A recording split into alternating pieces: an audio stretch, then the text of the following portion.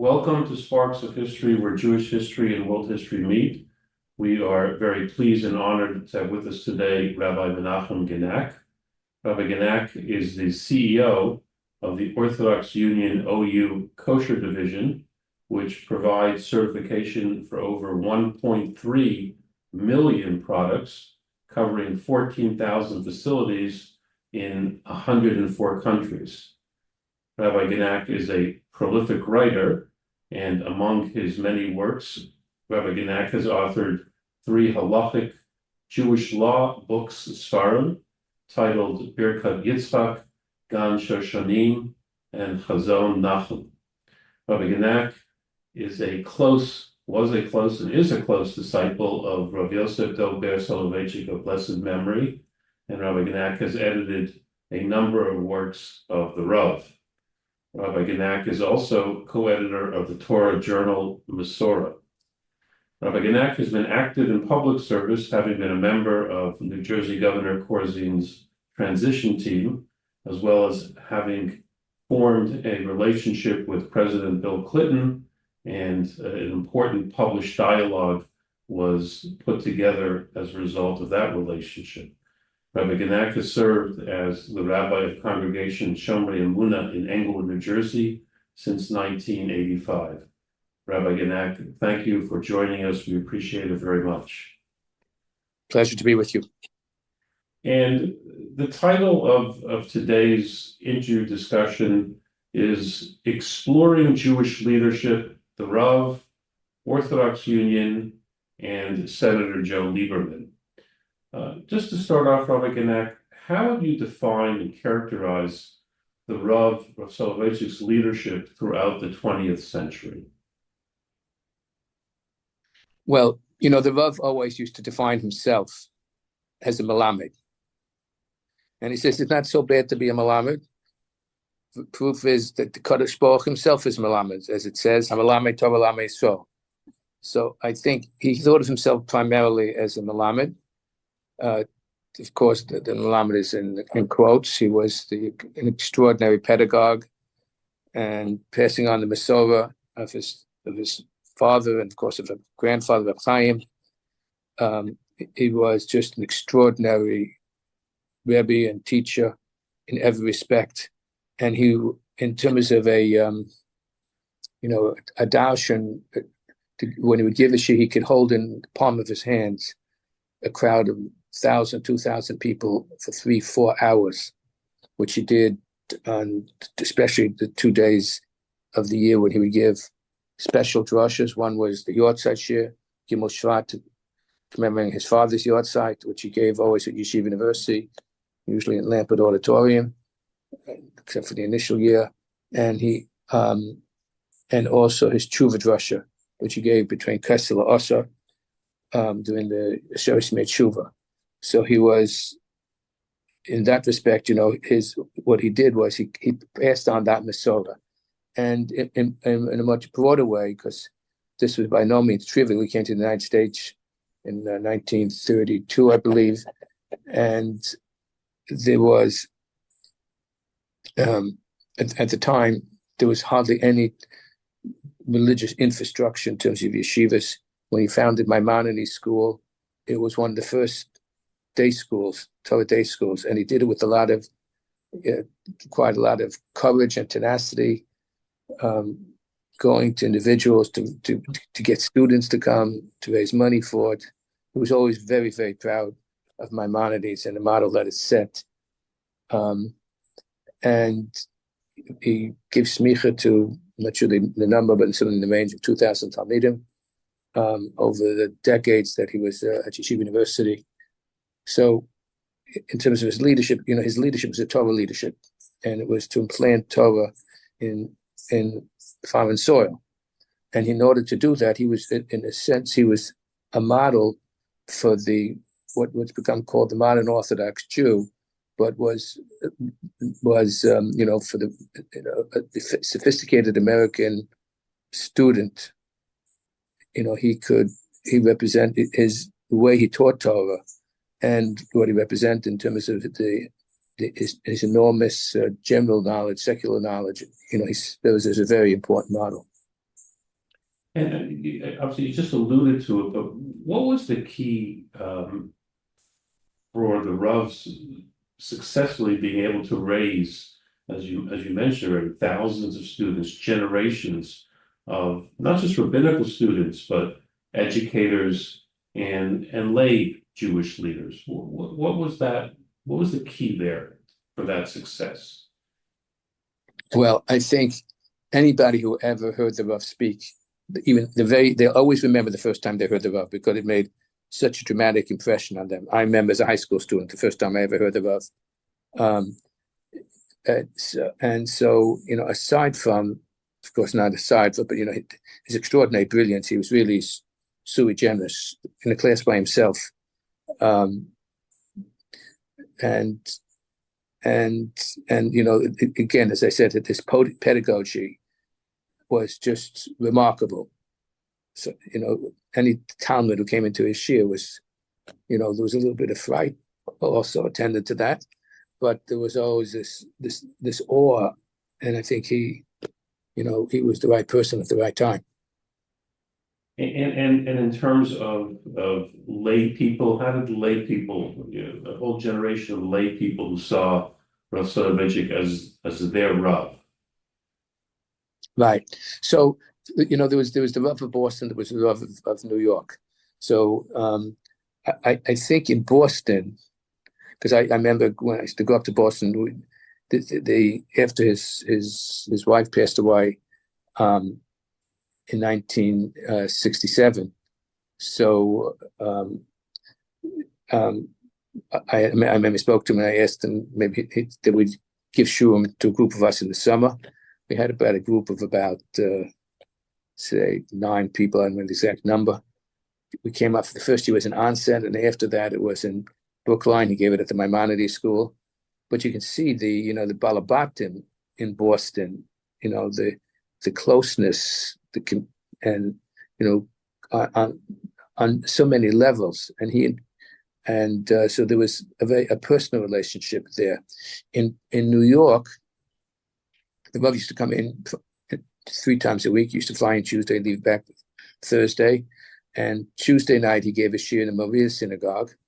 It was several hundred people came. The shul was completely filled.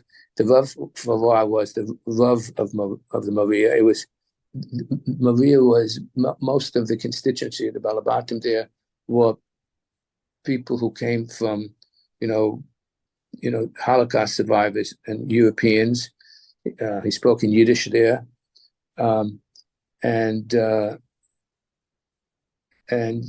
just the way he communicated that was a shir for Balabatim, so to speak.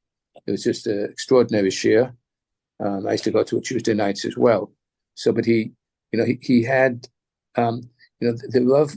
It was interesting. There were 2 dimensions to the Rav. On the one hand, he was an introverted person, but he had these connections and relationships with Balabatim, and they were close to him. So on the one hand, he was introverted, but on the other hand, when he'd give one of his major shurim, he could tell you the most intimate discussions. Of course, only like his daughter Tova used to tell me, it's only in a crowd of several thousand that ironically some of this comes out. But I think people felt very close, not only beyond the awe and so on, a personal close relationship and appreciation for the Rav.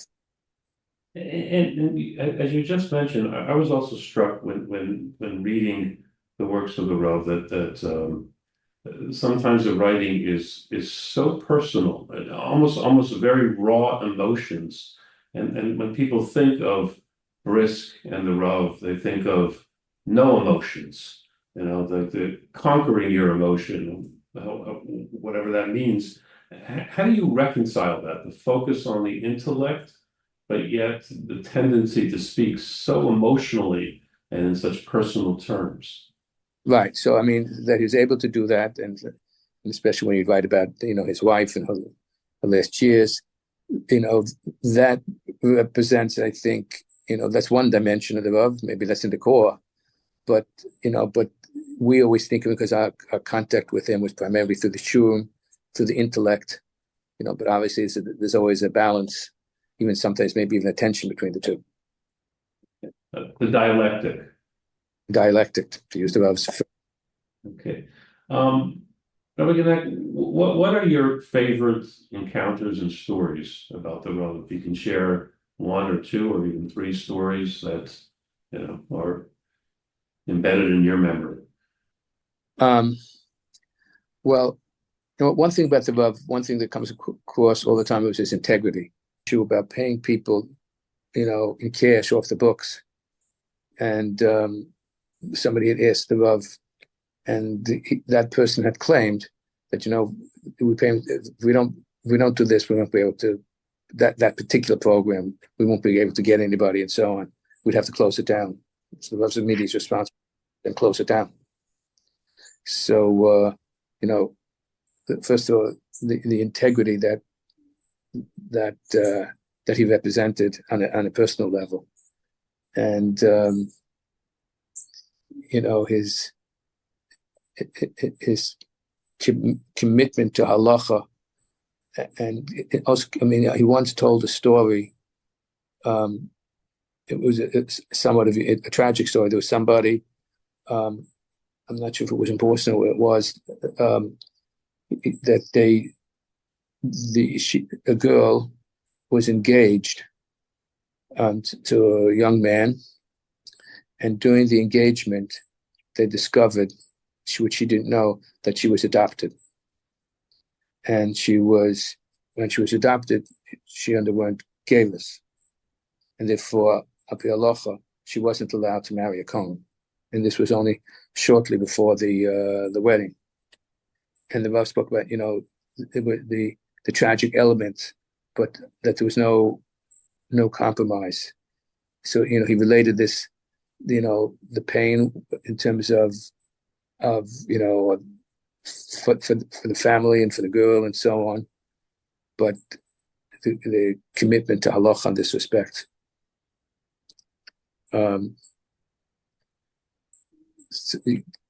That's in terms of the dichotomy and that we spoke about before, the dialectic. That's just a demonstration of it.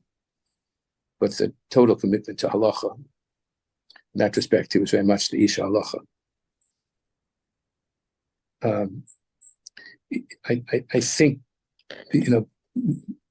he was also, he represented, this transition of the old, because he was somebody who knew, all the Gedolim. Of course, he was one of them.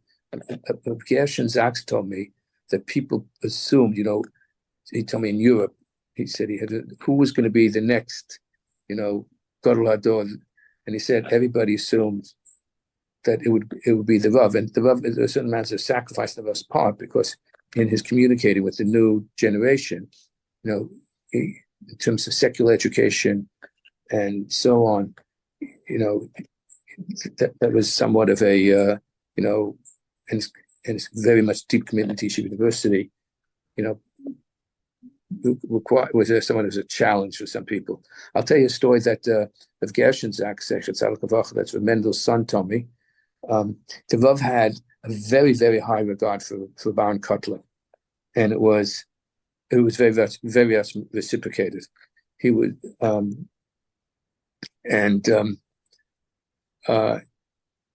he told me that when the Rav was at Maria, Motzei Shabbos with Mendel, with Baron Kotler used to be on the west side in those days, and he and the Rav used to get together at Mendel's house, Mendel's access house, and talk and learning to the wee hours. And Mendel said that the Rav was always right, but the Rav had a very high regard for Baron. I remember when he speak and Tova Lichtens, and the person he admired the most, and you saw that at the Chinuch Atzmoid. I'm not sure if you ever saw the video of it. The Rav came and spoke at Chinuch Atzmoid dinner in honor of Aaron. At that time, the constituency was mainly Mizrahi kind of people to raise money for Chinuch Atzmoid, But the Rav, said that when he looks at Rabban, he reminds him of his Zayda, of Chaim. And somebody just told me a story this past week. This Rabbi Ziskin was a Talmud. He told this to Rabbi Elephant, who told it to me, was a Talmud of Rabbi Aaron. And trying to remember exactly what the specific was, but there was a shaila in Hilchas Shabbos about, about a choila. I don't remember exactly what it was, but the Rav said to be stringent at the end. And then he said, because by Shabbos it says l'dor osechem, that if we're not stringent and careful of halacha, we won't be able to pass on this to the next generations. That's what Shabbos represents, l'dor osechem, the continuity of the generations.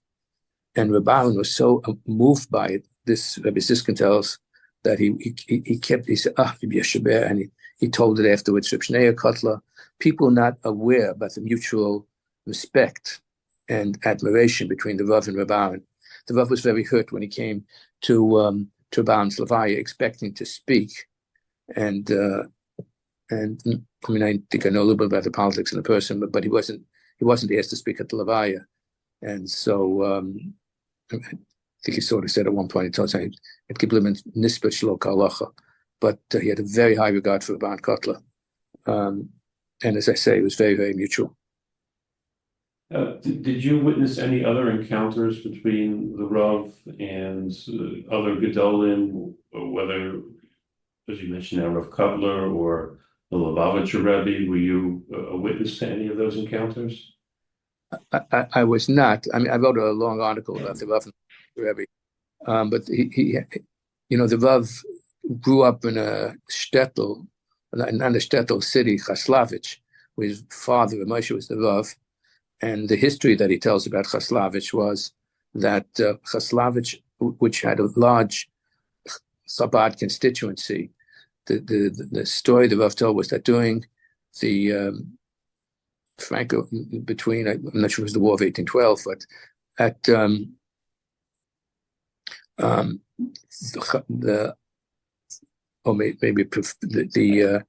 think it was the Alter Rebbe supported Russia, the Tsar, because he was worried about the emancipation that would come with France, and that would lead to intermarriage.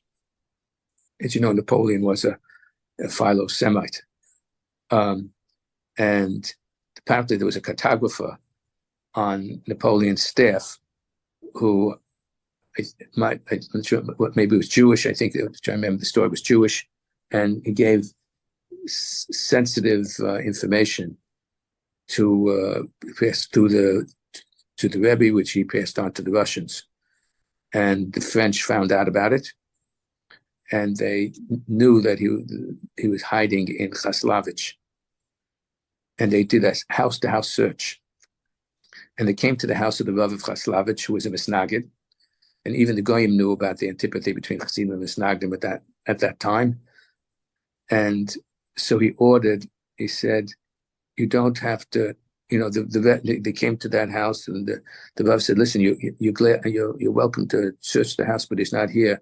And, if he was here, I'd give him over to you. Referencing the enmity between Chassidim and Misnagdim at the time. And so they didn't search that house. And indeed, that's where he was hiding. So they say that the Alter Rebbe said that Chaslavich should always have a Misnagda Shirav. And that's how, the Rav grew up in Chaslavich as a child. And he had a Rebbe who used to, teaching the Gemara all the time, would end up teaching him Tanya. And when he came for Feher to Reb Chaim, he knew the Tanya, but he didn't know the Gemara, so as well. So Reb Chaim told Reb Moshe, from now on, you learn with him privately. And so he always had a warm feeling because of that to Chabad, and he had a close relationship, at least when they were in Europe, in Berlin, in the university. The Rav and the Rebbe knew each other. the story goes that he once, the Rebbe was Purim, he got somewhat inebriated in the park and he was arrested. And the one who vouched for him to get him out of jail was the Rav. And apparently when he got him out of jail, he says, now that you were jailed, incarcerated, and liberated, you have all the qualification to become Rebbe one day. So he, and of course we all know that he came that last time, I think it was the Rebbe's 80th birthday. That's exactly what the Fabrenga was celebrating. The Rebbe stood up for the Rav. The Chabad people tell me this was unprecedented. He stood up for him till he walked out. Stood the entire time.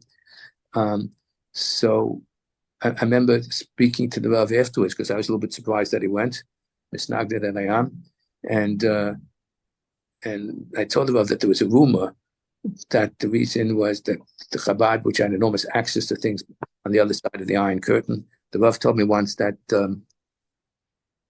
he heard from a high.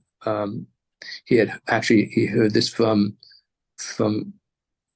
Rav Herzog's son, who was a big Talmid Chacham, but also a diplomat, that he had heard from people in the American State Department that we don't really know what's happening on the other side of the Iron Curtain. The only one who knows is an old rabbi who lives in Brooklyn, referencing the Lubavitcher Rebbe. He always had this, I say, affinity for Chabad. He knew Tanya well, and he had a lot of respect for the Lubavitcher Rebbe. So I told him that the rumor was that the Rebbe had access to Ksavim of Reb Chaim, which were lost. So he said, and that's why he wanted. He said, no, it's completely not true. I went because I know him, we're friends, and I respected him, and they asked me, so I came. Shifting a little bit now, OU Kosher. How did the OU Kosher succeed in becoming the most authoritative kosher organization worldwide? What's briefly, what was behind it all? How did it happen? Well, OU Kosher now just celebrated its 100th year from its first Ashgacha, which was Heinz, in probably 1923, 1924. I'm not sure the exact year, but what OU has, first of all, is it's completely non-profit. That doesn't mean it doesn't generate significant income, but all that income is reinvested into the Jewish community. Also, it's a communal organization, and it has a lot of expertise. So, and the first rabbinic administrator, when a Kosher really began, which was in the 1950s, in the early 50s, Rabbi Alexander Rosenberg was the rabbinic administrator, and he was a man of great integrity. And but Kosher has grown enormously. When I came to the OU, 1980, I was the only full-time person in the office, and we had some full-time people in the field. Most famous of them is Rabbi Chaim Goldzweig, who lived in Chicago, was a tremendous expert in kashrus.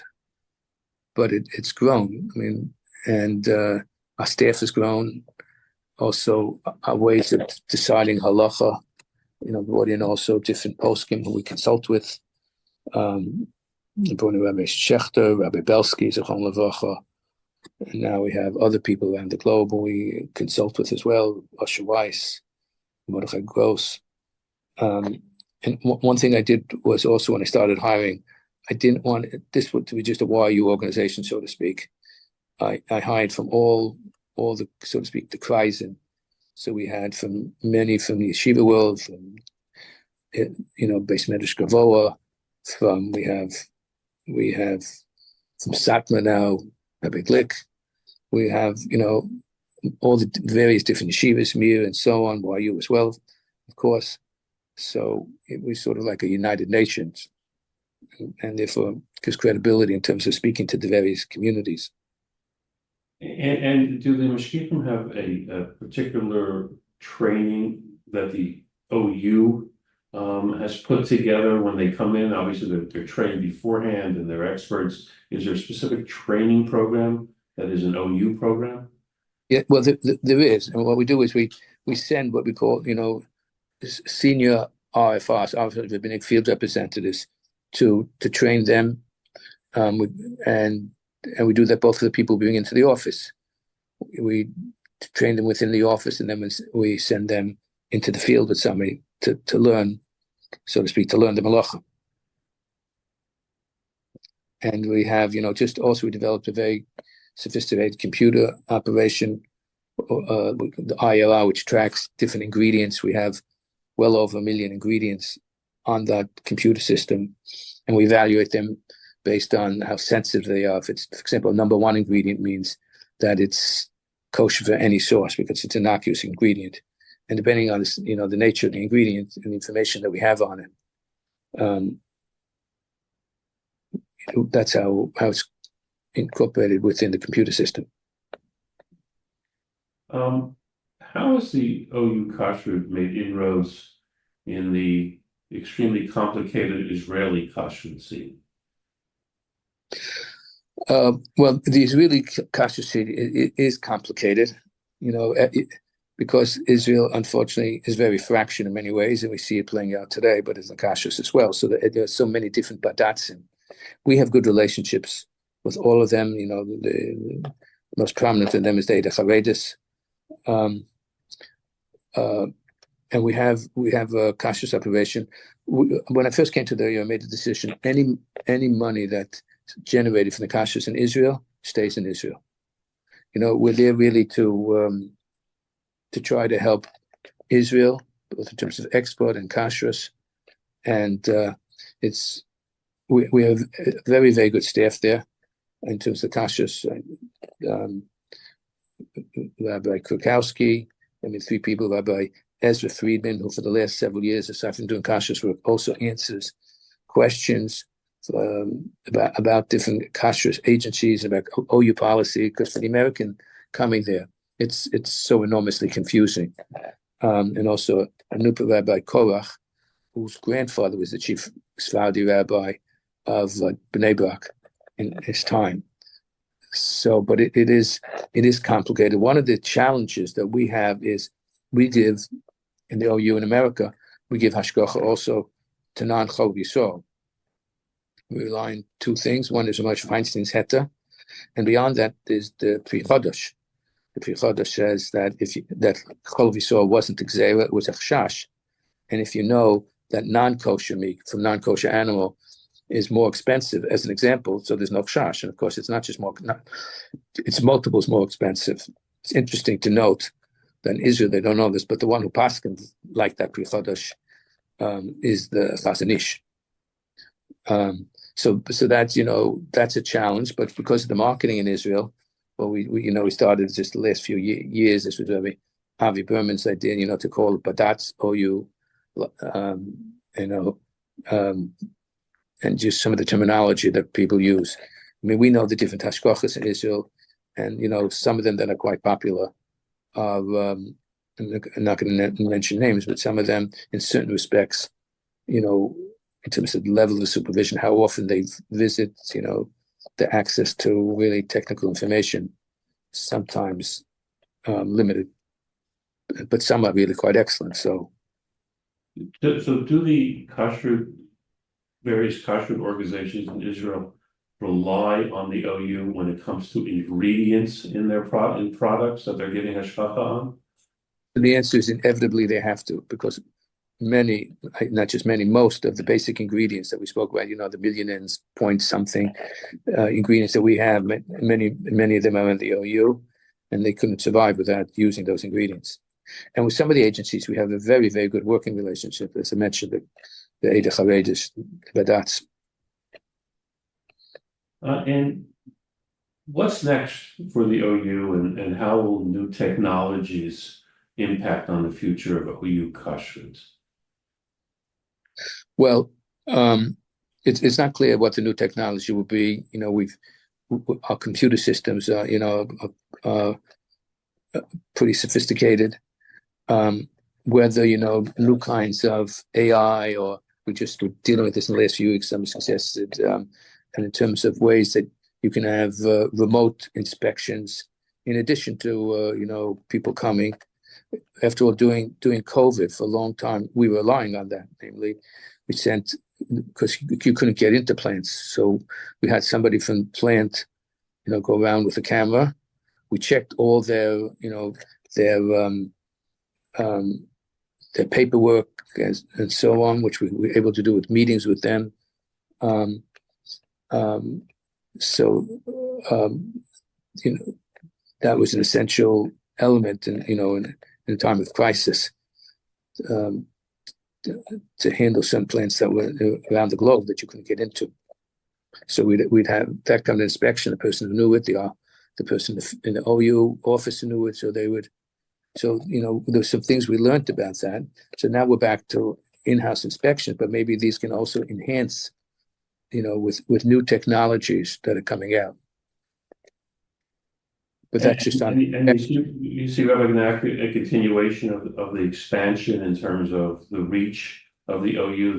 There's the manufacturers are continuing to be interested in getting the certification. Yes, but we sort of did. I mean, there's a certain plateau that you get to, because we represent like 70% or whatever it is of the kosher market, and a lot of the basic ingredients, and even in consumer company, the Coca-Colas and so on. Those they don't come by. We're so dominant in those areas. So, but we still see further growth. Okay. Shifting now, Senator Joe Lieberman. What was your relationship like with Senator Joe Lieberman? Yeah, well, we were very, very close. When I'm just thinking about it now, tears come to my eyes. He was the most spectacular person. He was a really committed Jew, loved Israel. His daughter Hani lives in Israel. He's always a supporter of Israel. And an Orthodox Jew. He was a paragon of integrity, and he represented that to all his colleagues in the Senate. We were very close. We used to learn together every single week. Fridays we used to learn together on the phone, and I was always there to try to promote him in his his career. When Al Gore was considering him for vice president, so. And I spoke to Al Gore about it several times, and I remember Joe told me, don't speak to him over, he knew I was going to talk about his integrity and so on. That you just tell him that he'll get enormous support from the Jewish community. But you might have heard Al Gore spoke about him, but he was at this Levaya and he spoke, and he also spoke a week and a half ago in Washington. There was a memorial service. And you can see the real connection between them. When you look at Senator Joe Lieberman's Jewish leadership, how is that leadership different from leaders of Jewish organizations? Joe Lieberman was a politician, a senator. He was Jewish, and as you obviously recounted, was a committed Jew and a supporter of Israel. How do you look at that? How do you compare that kind of Jewish leadership with a leadership of Jewish organizations? Well, of course, Joe Lieberman was in the United States Senate, and he was an influential member in the Senate. And the other thing about Joe Lieberman is that he was he was a moderate Democrat who believed in building bridges to the other side of the aisle as well. And his two best friends, his amigos, were Senator McCain and and Senator Graham. I'll tell you a story that Senator Graham told. I remember once speaking to him, and we were talking about Joe, and he said, and I told him, he knew that we were very close, and I told him, he once told me, he said, when I grow up, this is Senator Graham talking, Lindsey Graham, I want to be Joe Lieberman. I mean, sometimes he's still got to grow up, but he's, as you know, he's a tremendous supporter of Israel. And John McCain also, John McCain was first, when he ran for president, he was thinking of appointing Joe to be vice president, but, he would have been the first person to be a vice president nominee on two parties. That didn't happen, but for sure, had he won, which frankly, because of the economy at the time, there was no chance it was going to happen. He would have appointed Joe to be his Secretary of State. I think he might have said that explicitly. I remember once I was with Senator McCain, and he told me the story that he was once traveling with Joe, and he was sleeping on the plane, and when he opens up his eyes, he sees there's Joe Lieberman putting on his tefillin, and John McCain didn't have a clue what that was, so he said, Joe, did I die and go to heaven? But people respected him for his commitment to Jewish values and Jewish tradition and halacha. Joe always used to tell the story about when he was once in a hotel in Yerushalayim with John McCain, and they went into an elevator with Shabbos. It was a Shabbos elevator, so it stopped on every floor. And Joe and McCain said, "What is going on with this crazy elevator?" So Joe had to explain to him why they're on a Shabbos elevator, to his consternation. But he had, people really, his colleagues, everybody who knew Joe respected him for his bipartisanship, for his integrity, for his religious commitment. He was is a very beloved figure. So when we have someone like a Joe Lieberman with all the attributes, Rabbi Genack, that you described, something we don't hear about too much anymore when we speak about politicians in terms of trying to bridge the bridges across the aisles and all that. Should observant Jews be active in American politics? Is there a concern that there could be a backlash? In other words, if you're a Joe Lieberman, it works. Do you have any concerns when you see observant Orthodox Jews very active in American politics today? That's what America is. That's why we're so proud to be Americans. Look, there's another figure in a sense like that right now. Josh Shapiro, the governor of Pennsylvania, he's a conservative Jew, but he's an observant Jew in the sense he has a Shabbos table, he has Kiddush, he sends his kids to day schools, Shalom Shechter schools. Like Joe, he's very, very committed to Israel, and also, personality-wise, he's a moderate Democrat in the center. So he's sort of patterned after Joe Lieberman. We'll see what happens this coming week, whether he's chosen to be the vice presidential nominee, but he's that kind of a person. I'll tell you a story just I had with him. I actually know him for a long time back because he was an aide to Senator Bob Torricelli. So I know him from those times. I think when I traveled to Israel once with Senator Torricelli, he was part of that group. As I recall, it goes back a long time.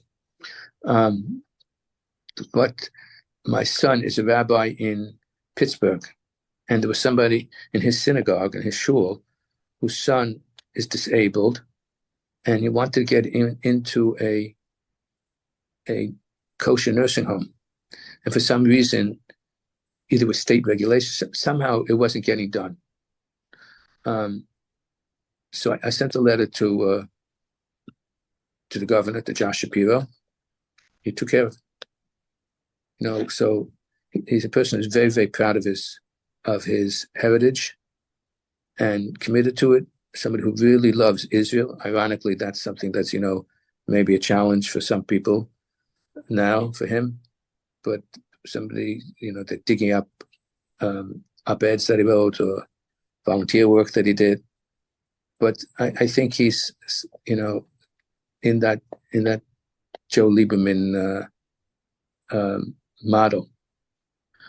But Joe Lieberman was really an incredibly special person, and his colleagues knew it, and they admired him. You see at his funeral and at this memorial service. But many senators came, even opponents who he ran against. The governor came, and because they all admired him, because they knew he was the real thing, both in terms of his talent, his integrity, his commitment, his love of America. That kind of a person, though, in politics is quite rare. Rabbi Genack, thank you so much. Covering obviously the Rav, OU, Joe Lieberman, and exploring Jewish leadership. Any final thoughts on the topics we've discussed today? No, these some of these people that we're speaking about are just heroic figures. The Rav is a transcendent person, both in terms of his intellect, but also a person building bridges in the wide Jewish community. The Rav's daughter told me that when the Rav died, they got a letter of condolence from, I think it was from the Archbishop of Boston, but saying that he had read Rabbi Soloveitchik's The Lonely Man of Faith and had an impact on him. That's even though the Rav, was opposed to interfaith dialogue, because each one had their as the Rav would say, with their own vocabulary and so on. In terms of interfaith, in terms on religious issues, but on social and other issues, I thought that was important. But they were able to communicate to lots of different communities, and Joe Lieberman was that kind of a person also, who was able to do that. And I know when I have had this correspondence with President Clinton, and Joe Lieberman wrote one of the pieces, and then later he wrote his book, Gift of Rest, which the OU Press published, and he very much wanted to do, because he wanted to communicate also to abroad what Shabbos is about. And so they weren't just isolated; they communicated it to their communities and beyond. Rabbi Genack, again, thank you so much, and you should continue to go from strength to strength, in all that you do for the Jewish people from Israel. Thank you very much. Okay.